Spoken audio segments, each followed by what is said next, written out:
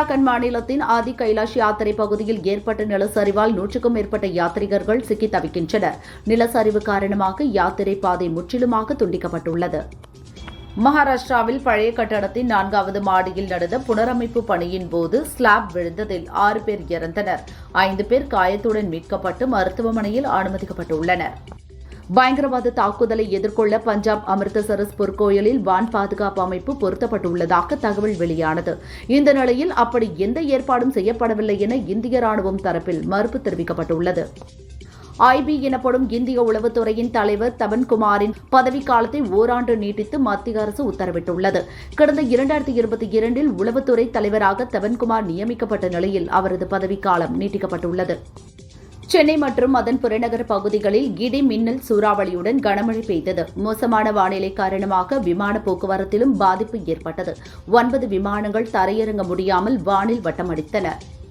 சிறையில் உள்ள ஆவணங்களில் எந்த இடத்திலும் ஜாதி தொடர்பான தகவல்கள் இருக்கக்கூடாது.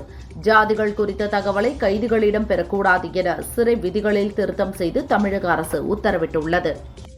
இந்துக்கள் முஸ்லிம்கள் இடையே பகையை தூண்டும் வகையில் பேசி வன்மத்தை கொட்டிய பாகிஸ்தான் ராணுவ தளபதி அசிம் முனீருக்கு அந்நாட்டு அரசு பதவி உயர்வு வழங்கியுள்ளது.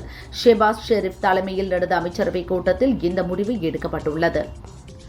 டைம் இதழ் உலகின் மிக சிறந்த 100 நன்கொடையாளர்கள் பட்டியலை வெளியிட்டுள்ளது. அதில் இந்தியாவிலிருந்து ரிலையன்ஸ் குழும தலைவர் முகேஷ் அம்பானி மற்றும் அவரது மனைவி நீதா அம்பானி, விப்ரோ முன்னாள் சேர்மன் ஆசிம் பிரேம்ஜி, ஜெரேதா இணை நிறுவனர் நிகில் காமத் ஆகியோர் இடம்பெற்றுள்ளனர். மத்திய கிழக்கு அரபிக்கடல், கர்நாடக கடலோர பகுதிகளில் மே 23ஆம் தேதி புதிய காற்றழுத்த தாழ்வு பகுதி உருவாகும் என வானிலை மையம் கணித்துள்ளது. மே 25, 26இல் இது புயலாக வலுப்பெறும். இதற்கு சக்தி என பெயரிடப்பட உள்ளது. தமிழகத்தில் 24 அல்லது 25ஆம் தேதியே தென்மேற்கு பருவமழை தொடங்கும் என சென்னை வானிலை மையம் அறிவித்துள்ளது. 22ஆம் தேதி அரபிக்கடலில் காற்றழுத்த தாழ்வு பகுதி உருவாகும் என்றும் அரபிக்கடலில் காற்றழுத்த தாழ்வு பகுதி வடக்கு நோக்கி நகர்ந்து வலுப்பெறும் என்றும் தெரிவித்துள்ளது. கேரளாவில் இந்த ஆண்டு முன்கூட்டியே தென்மேற்கு பருவமழை துவங்க வாய்ப்புள்ளது. இன்னும் 4 அல்லது 5 நாட்களில் தென்மேற்கு பருவமழை துவங்கக்கூடும் என இந்திய வானிலை ஆய்வு மையம் தகவல் தெரிவித்துள்ளது. சிவகங்கை மாவட்டம் சிங்கம்புணரி அருகே மல்லாக்கோட்டையில் mega blue metal crusher company உள்ளது. இங்கு பாறை உடைக்கும் பணியின் போது பாறை கற்கள் உருண்டு பணிபுரிந்து கொண்டிருந்தவர்கள் மீது விழுந்தது. இதில் வடமாநில தொழிலாளி உட்பட 5 பேர் இறந்தனர். படுகாயமடைந்த ஒருவர் மதுரை தனியார் மருத்துவமனையில் சிகிச்சை பெற்று வருகிறார். திருப்பத்தூர் போலீசார் விசாரிக்கின்றனர். சிவகங்கை மாவட்டம் சிங்கம்புணரி அருகே கல்குவாரியில் பாறை உருண்டு விழுந்ததில் 5 பேர் பலியானார்கள். பலியானவர்களின் குடும்பத்தினருக்கு தலா 4 லட்சம் ரூபாயும், காயமடைந்து ஹாஸ்பிட்டலில் சிகிச்சை பெற்று வருபவருக்கு 1 லட்சம் ரூபாயும் நிவாரணம் வழங்க முதல்வர் ஸ்டாலின் உத்தரவிட்டுள்ளார். சிவகங்கை அருகே கல்குவாரியில் மண் சரிந்ததில் 5 தொழிலாளர்கள் பலியாகியுள்ளதாக வெளியாகியுள்ள செய்திகள் மிகுந்த அதிர்ச்சி அளிப்பதாக அமமுக பொதுச் செயலாளர் டிடிவி தினகரன் கூறியுள்ளார். குவாரியில் விதிமீறல் நடந்திருப்பது உறுதி செய்யப்பட்டால் உரிமையாளர்கள் மீது கடும் நடவடிக்கை எடுக்க வேண்டும் என்றும் வலியுறுத்தியுள்ளார். பாகிஸ்தானின் எந்த இடத்தையும் துல்லியமாக தாக்கும் திறன் இந்திய ராணுவத்திற்கு உண்டு. ஒட்டுமொத்த பாகிஸ்தானும் இந்தியாவின் தாக்குதல் ரேஞ்சில்தான் உள்ளது. பாகிஸ்தானின் எந்த மூலையையும் தாக்க முடியும் என ராணுவ அதிகாரி சுமர் தெரிவித்துள்ளார். ஜம்மு மற்றும் காஷ்மீரில் உள்ள பூஞ்ச் படைப்பிரிவின் தளபதி முடித் மகாஜன் செய்தியாளர்களிடம் பேசுகையில், ஆபரேஷன் சிந்தூர் இன்னும் முடியவில்லை, தற்போதைக்கு நிறுத்தி வைக்கப்பட்டுள்ளதாக கூறினார். ஆபரேஷன் சிந்தூரை தொடர்ந்து பாகிஸ்தானின் ட்ரோன்கள் மற்றும் ஏவுகணை தாக்குதலை எதிர்கொள்ள பஞ்சாப் அமிர்தசரஸில் உள்ள பொற்கோவிலின் புனித வளாகத்துக்குள் வான் பாதுகாப்பு அமைப்பை நிறுவ கோவிலின் தலைமை கிராந்தி சிறப்பு அனுமதி வழங்கியுள்ளதாக இந்திய விமானப்படை இயக்குநர் ஜெனரல் சுமர் இவான்டி குன்ஹா தெரிவித்துள்ளார். வெளியுறவு அமைச்சர் ஜெய்சங்கர் கூறியதால் தான் பாகிஸ்தான் ராணுவம் உஷாராக இருந்தது என்ற ராகுலின் புகார் குழந்தைத்தனமானது என்று முன்னாள் வெளியுறவுத்துறை செயலர் கன்வல் சிபல் தெரிவித்துள்ளார். சொந்த நாட்டையே பணயம் வைத்து பாகிஸ்தானுக்கு ஆதரவளிக்கும் வகையில் லோக்சபா எதிர்க்கட்சித் தலைவர் ராகுல் அரசியல் செய்ய விரும்புகிறார் என்றும் கூறியுள்ளார். சென்னையின் பல்வேறு இடங்களில் நடந்து வரும் தென்மேற்கு பருவமழை வெள்ளத்தடுப்பு பணிகளை முதல்வர் ஸ்டாலின் நேரில் சென்று ஆய்வு செய்தார். சென்னை மாநகராட்சிக்கு உட்பட்ட பகுதிகளில் நடைபெறும் அனைத்து வெள்ளத்தடுப்பு பணிகளையும் விரைந்து முடிக்க வேண்டும் என அதிகாரிகளுக்கு உத்தரவிட்டார். ஈரோடு மற்றும் திருப்பூர் மாவட்டங்களில் நடந்த கொலை கொள்ளைச் சம்பவங்களில் ஈடுபட்ட குற்றவாளிகளை விரைந்து கண்டுபிடித்து களவுச் சொத்துக்களை மீட்ட போலீசாரை நேரில் அழைத்து முதல்வர் ஸ்டாலின் பாராட்டினார். அவர்களுக்கு பாராட்டு சான்றும் வழங்கினார். மத்திய அரசு தமிழகத்தை புறக்கணிப்பதால் நிதி ஆயோக் கூட்டத்தை நான் புறக்கணிக்கிறேன் என வீராவேசமாக பேசிய பொம்மை வேந்தர் முதல்வர் ஸ்டாலின் தற்போது நிதி ஆயோக் கூட்டத்தில் பங்கேற்க டெல்லிக்கு பறக்கிறாராம் என அதிமுக பொதுச் செயலாளர் பழனிசாமி கூறியுள்ளார். தமிழக மக்களுக்கு ஒரு தேவை என்றால் போகாதவர் தன் குடும்பத்திற்கு ஒரு தேவை என்றதும் செல்கிறார். அன்று 2Gக்காக அப்பா டெல்லி சென்றார். இன்று டாஸ்மாக் தியாகி தம்பி வெள்ளை குடைக்கு வேலை வந்துவிட்டதோ, படுத்தே விட்டாரையா, எல்லாம் தம்பி படுத்தும் பாடு என்று தெரிவித்துள்ளார். நீட் தேர்வு பயத்தால் சேலம் சூரமங்கலம் அருகே மாணவர் ஒருவர் தற்கொலை செய்து கொண்டுள்ள செய்தி அதிர்ச்சி அளிக்கிறது. ஸ்டாலின் மாடல் திமுக ஆட்சி பொறுப்பேற்ற 4 ஆண்டுகளில் இது 24வது நீட் மரணம். ஒரு பொய்யின் விளைவு என்ன என்பதை இப்போதாவது தமிழக முதல்வர் ஸ்டாலின் உணர்வாரா என எதிர்க்கட்சித் தலைவர் பழனிசாமி கேள்வி எழுப்பியுள்ளார். எங்கள் ஆட்சியில் நீட் ஒழிந்துவிடும் என ஸ்டாலின் டம்மி அப்பாவும் அவர் மகனும் கூறியது அத்தனையும் பொய் என இபிஎஸ் காட்டமாக விமர்சனம் செய்துள்ளார். ஆவின் பால் விலை உயர்வு, சொத்து வரி உயர்வு, கட்டிட அனுமதிக்கான கட்டண உயர்வு, தொழில்முறை வரி உயர்வு என திமுக ஆட்சியில் வரி உயர்வுகள் அதிகரித்துள்ளதாக தமிழக பாஜக கூறியுள்ளது. இந்த வரி உயர்வுகளை மக்களை விழிப்பிதுங்க வைத்துக் கொண்டிருக்கும் நிலையில் மீண்டும் மின் கட்டண உயர்வு என்பது அவர்களை பெருந்துயரில் தள்ளும் மற்றொரு கொடூர முடிவு முதல்வர் ஸ்டாலின் அவர்களே என்றும் தெரிவித்துள்ளது. தமிழகத்தில் ஜூலை மாதம் முதல் மின் கட்டணத்தை உயர்த்த இருப்பதாக தகவல் வெளியாகிய நிலையில் வீட்டு மின் இணைப்புகளுக்கு எவ்வித மின் கட்டண உயர்வும் இல்லை, அனைத்து இலவச மின்சார சலுகைகளும் தொடரும் என மின்சாரத்துறை அமைச்சர் சிவசங்கர் விளக்கமளித்துள்ளார். தமிழகத்தின் வரலாற்றில் 3 ஆண்டுகளில் 4 முறை மொத்தம் சுமார் 45,000 கோடிக்கு மின்சார கட்டணத்தை உயர்த்திய மனிதநேயமற்ற அரசு திராவிட மாடல் அரசுதான் என பாமக தலைவர் அன்புமணி கூறியுள்ளார். வீடுகளுக்கு மின்சார கட்டணம் உயர்த்தப்படாது என்று அரசு அறிவித்திருப்பது மக்களின் மீதுள்ள கருணையால் அல்ல, அடுத்த ஆண்டு சட்டசபை தேர்தல் வரவிருக்கிறதே என்ற அச்சத்தால் தான் என்றும் தெரிவித்துள்ளார். தவிக தலைவர் விஜய் கூட்டணி வைப்பதும் தனித்து போட்டியிடுவதும் அவரது விருப்பம். தனித்து நின்று தேர்தலில் போட்டியிடுவது நல்லது என பாஜக தேசிய செயற்குழு உறுப்பினர் H. ராஜா தெரிவித்தார். அதிமுக பாஜக கூட்டணி திமுகவுக்கு தோல்வி பயத்தை காட்டுகிறது என அவர் கூறினார். உயர்கல்வியின் உயர் நாடியாக விளங்கும் அரசு கலை கல்லூரிகளின் கௌரவ விரிவுரையாளர்களுக்கு உரிய ஊதியம் வழங்காத அவல நிலை தமிழகத்தில் நிலவுவதாக முன்னாள் முதல்வர் O. பன்னீர்செல்வம் கூறியுள்ளார். முதல்வர் ஸ்டாலின் உடனடியாக தலையிட்டு பல்கலைக்கழக மானியக் குழுவின் பரிந்துரைப்படி ஊதியம் வழங்க நடவடிக்கை எடுக்க வேண்டும் என்றும் வலியுறுத்தியுள்ளார். திமுகவிடம் வெளிப்படைத்தன்மை கிடையாது, பிரச்சினைகளை மறைக்க வேண்டும் என்பதே அக்கட்சியின் நோக்கம் என தமிழக வெற்றிக் கழகத்தின் தேர்தல் மேலாண்மை பிரிவு பொதுச் செயலாளர் ஆதவ் அர்ஜுனா கூறினார். பிரச்சினை வரும்போது இருமொழி கொள்கை, தொகுதி மறுவரையை எடுப்பார்கள். ஊழல் பிரச்சினை வந்தால் பாஜகவை எதிர்க்கிறார்கள். மாநில பிரச்சினைகளை மறைப்பதற்காக பழைய பிரச்சினைகளை எடுத்து திசை திருப்புகின்றனர் என்றும் குற்றம் சாட்டினார். டாஸ்மாக் பொது மேலாளர் சங்கீதா, துணை பொது மேலாளர் கௌரி சங்கருக்கு அமலாக்கத்துறை மீண்டும் சம்மன் அனுப்பியுள்ளது. நாளை டாஸ்மாக் அலுவலகத்தில் ஆஜராக வேண்டும் என சம்மன் அனுப்பப்பட்டுள்ளது.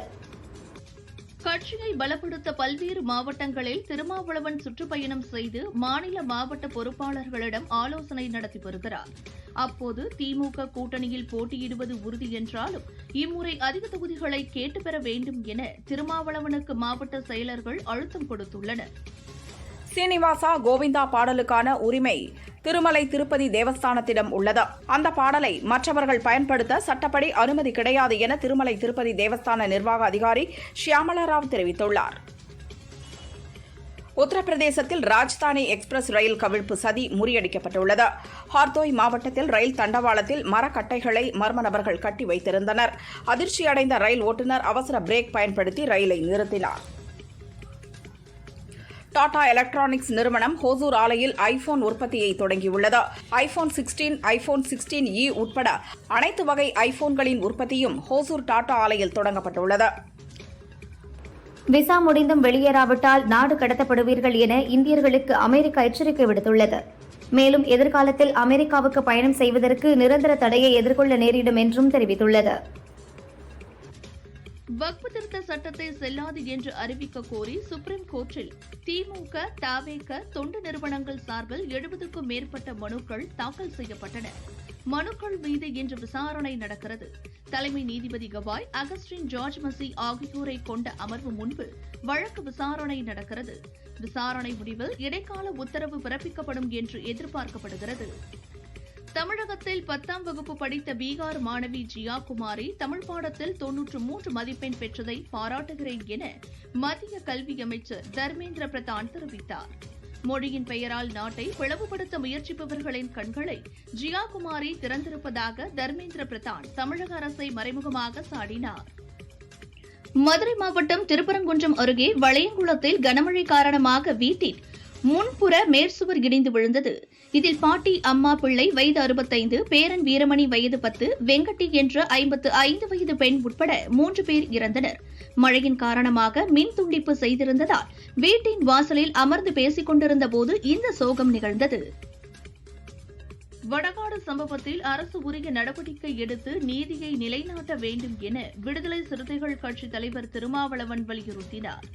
தலித் மக்கள் பாதிக்கப்பட்டால் அதிகாரிகள் கண்டுகொள்வதில்லை என பகீர் குற்றம் சாட்டினார்.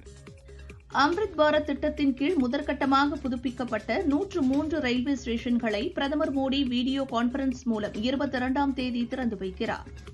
தெற்கு ரயில்வேயில் சென்னை பரங்கிமலை, சிதம்பரம், மன்னார்குடி, ஸ்ரீரங்கம், விருதாச்சலம், திருவண்ணாமலை, போளூர், கிருஷ்ணகிரி மாவட்டம் சாமல்பட்டி, ஆந்திர மாநிலம் சூலூர்பேட்டை உட்பட 12க்கும் மேற்பட்ட ரயில் நிலையங்கள் திறக்கப்பட உள்ளன. தேசிய கட்சிகளை தவிர்த்துவிட்டு திராவிட கட்சிகள் தமிழகத்தில் அரசியல் செய்ய முடியாது. காங்கிரஸ் எம்எல்ஏக்கள் அமைச்சர்களாக வேண்டும் என்ற எதிர்பார்ப்பு உள்ளது என கோவையில் காங்கிரஸ் எம்பி கார்த்தி சிதம்பரம் பேட்டியளித்துள்ளார். தொடர்ந்து பேசிய அவர், ஆபரேஷன் சிந்தூரை தாங்கள் நிபந்தனையின்றி ஆதரிக்கிறோம் என்றும், இது தொடர்பாக பார்லிமெண்டின் 2 அவைகளிலும் கூட்டத்தொடர் நடத்தி பஹல்காம் நிகழ்வு பற்றி அரசு சார்பில் அறிக்கை வெளியிட வேண்டும் என்றார். இடஒதுக்கீடு மூலம் ஒவ்வொரு சமுதாயத்திற்கும் கல்வி மற்றும் அரசு வேலைவாய்ப்பில் எவ்வளவு பிரதிநிதித்துவம் கிடைத்துள்ளது என்பது குறித்து வெள்ளை அறிக்கை தமிழக அரசு வெளியிட வேண்டும் என பாமக தலைவர் அன்புமணி வலியுறுத்தியுள்ளார். நீட் தொடர்பான நாடகங்களை அரங்கேற்றுவதை விட்டுவிட்டு நீட் தேர்வை ரத்து செய்வதற்கான ஆக்கப்பூர்வ நடவடிக்கைகளை தமிழக அரசு மேற்கொள்ள வேண்டும்.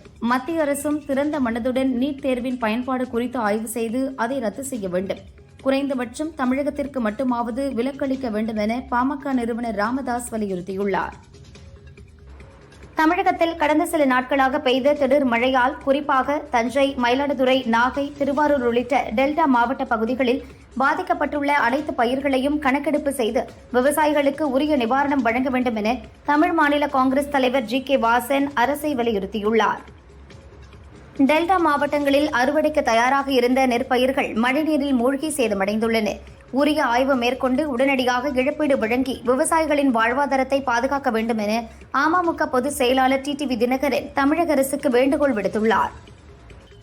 தமிழகத்தில் உள்ளாட்சி இடைத்தேர்தலுக்கான வாக்காளர் பட்டியலை மாநில தேர்தல் ஆணையம் வெளியிட்டுள்ளது.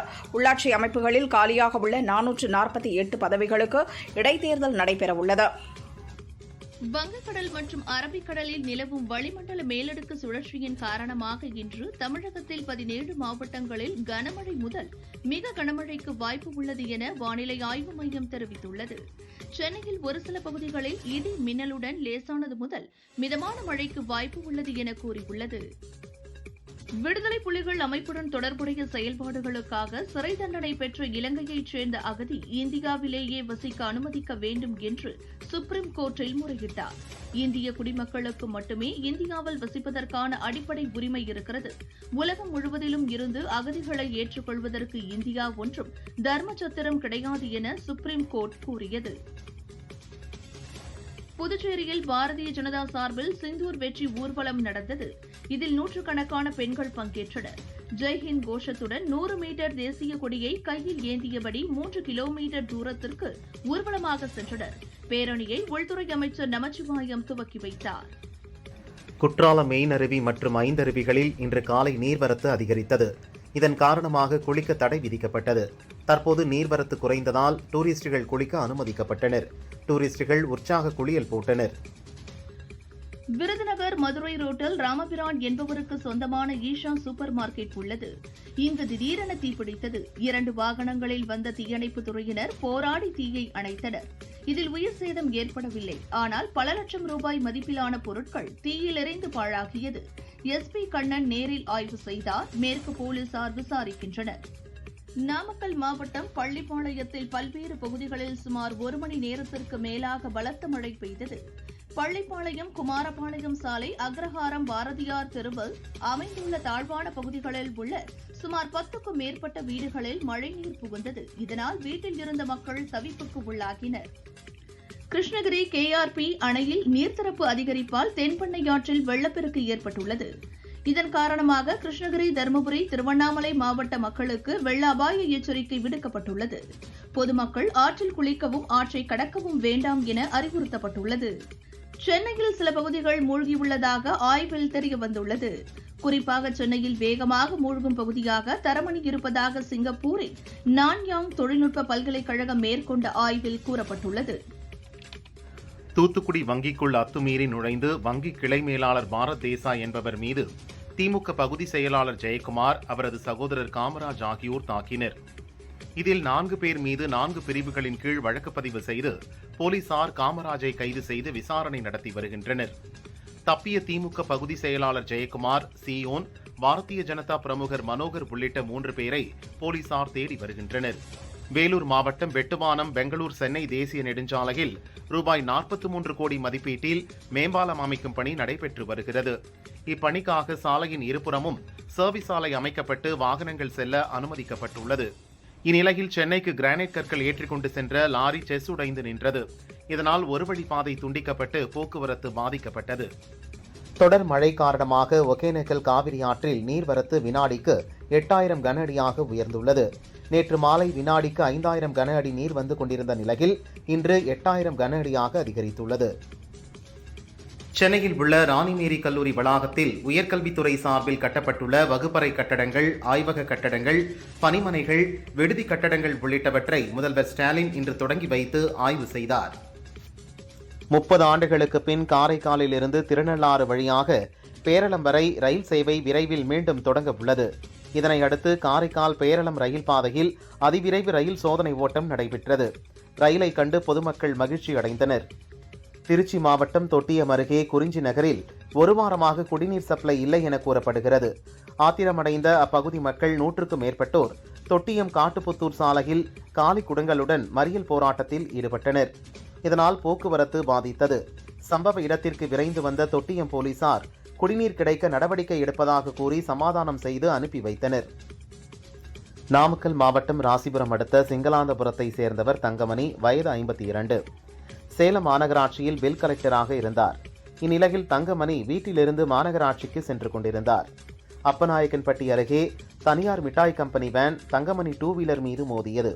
இதில் சம்பவ இடத்திலேயே இறந்தார். ராசிபுரம் போலீசார் விசாரிக்கின்றனர்.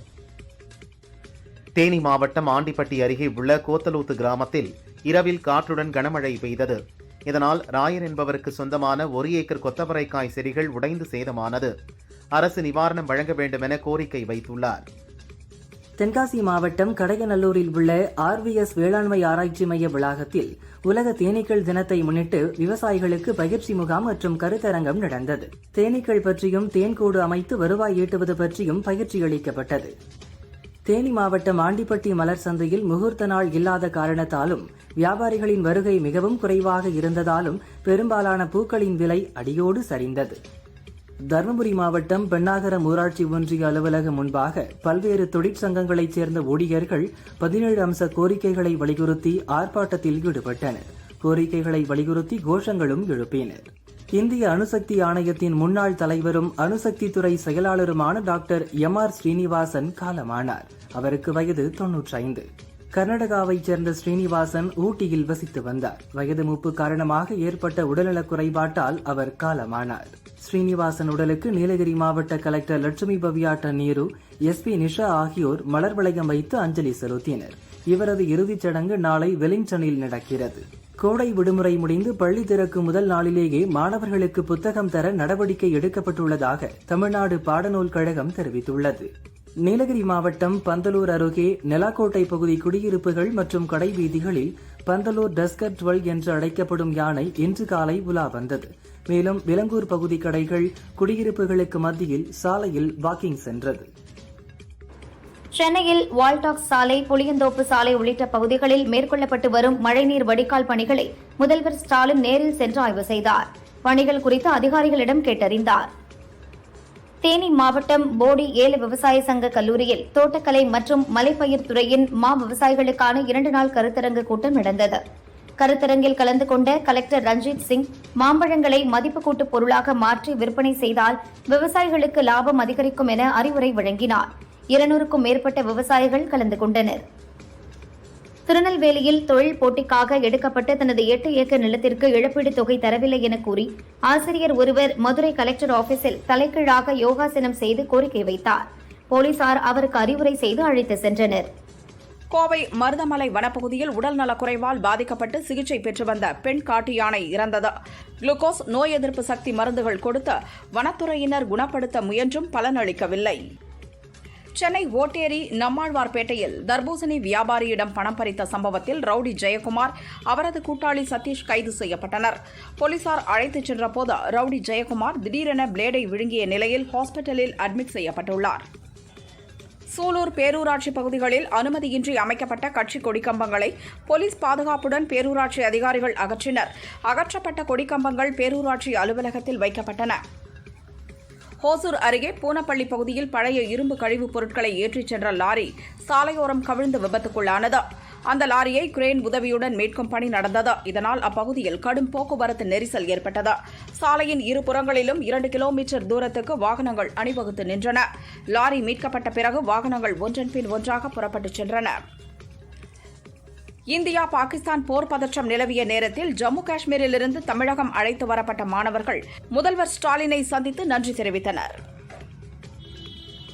சென்னை மற்றும் புறநகர் பகுதியில் திடீரென இடி மின்னல் சூறைக்காற்றுடன் மழை பெய்தது. வானிலை மோசமானதால் விமான சேவைகள் பாதிக்கப்பட்டது. தரையிறங்க வந்த 10 விமானங்கள் தரையிறங்க முடியாமல் நீண்ட நேரம் வானில் வட்டமடித்தன. புறப்பட வேண்டிய 6 விமானங்கள் தாமதமாக புறப்பட்டுச் சென்றன.